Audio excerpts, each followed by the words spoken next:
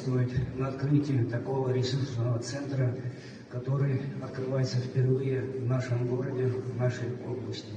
Мне вдвойне приятно еще, что этот день совпадает с таким праздником, как уже говорили, День народного единства Российской Федерации.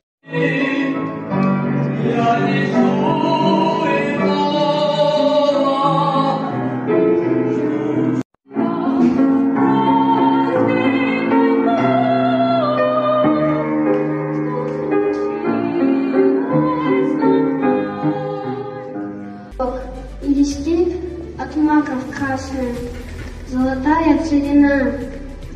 Родина бывает разная, но у всех она одна.